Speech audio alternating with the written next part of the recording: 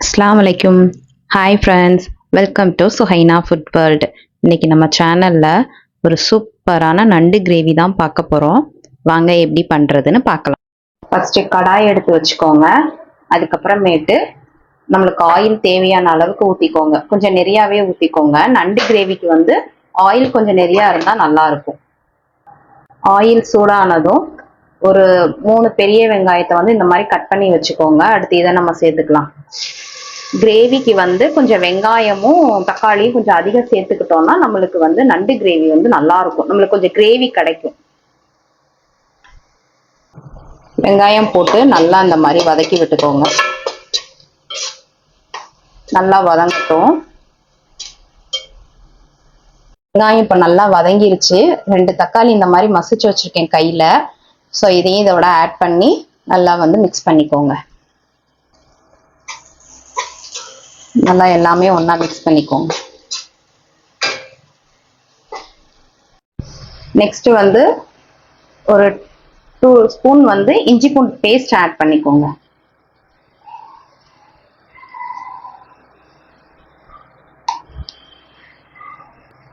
அதையும் போட்டு நல்லா மிக்ஸ் பண்ணிக்கோங்க. நெக்ஸ்ட் வந்து மிளகாத்தூள் வந்து ஆட் பண்ணிக்கோங்க. அதுக்கடுத்து இந்த நண்டுக்கு தேவையான மசாலா சேர்த்துக்கோங்க. நல்லா எல்லாம் ஒன்று சேர மிக்ஸ் பண்ணி விட்டுருங்க.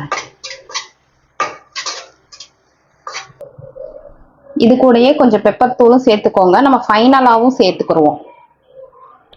எல்லாமே நல்லா மிக்ஸ் பண்ணி விடுங்க இந்த வெங்காயம் தக்காளியோட. இதுக்கப்புறம் நம்ம நண்டு சேர்த்துக்கலாம்.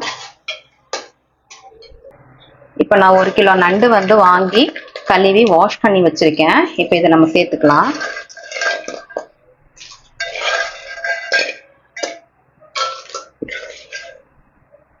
இந்த நண்டு கிரேவிக்கு தேவையான அளவுக்கு உப்பு இப்போ சேர்த்துக்கலாம். பத்தலைன்னா பின்னாடி போட்டுக்கலாம். எல்லாமே இப்போ ஒன்று சேர நல்லா மிக்ஸ் பண்ணிக்கோங்க. நம்ம இப்போ தண்ணி எதுவும் ஊற்ற வேண்டாம். நண்டுலேருந்து நம்மளுக்கு தண்ணி வரும். நம்மளுக்கு பத்தலை அப்படின்னோம்னா நம்ம அப்போ பார்த்து ஒரு 1/2 டம்ளர் ஊற்றிக்கலாம்.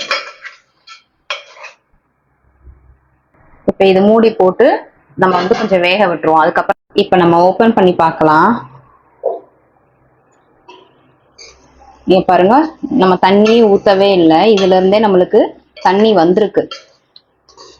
ஸோ இதை ஃபுல்லா நல்லா ஒரு தடவை பரட்டி விட்டுக்கோங்க. அந்த மசாலால நண்டு படுற மாதிரி நல்லா பரட்டி விட்டுக்கோங்க.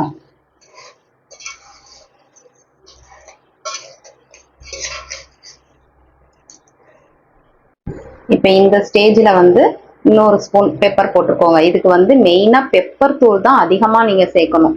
மிளகாத்தூள் கொஞ்சம் கம்மியாக சேர்த்துட்டு பெப்பர் தூள் வந்து கொஞ்சம் கூட சேர்த்துக்கிட்டீங்கன்னா நண்டு கிரேவிக்கு சூப்பராக இருக்கும்.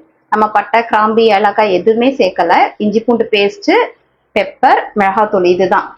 ஸோ மிளகாத்தூள் கம்மி பண்ணிட்டு பெப்பர் கொஞ்சம் கூட சேர்த்துக்கிட்டீங்கன்னா நண்டு கிரேவிக்கு சூப்பராக இருக்கும்.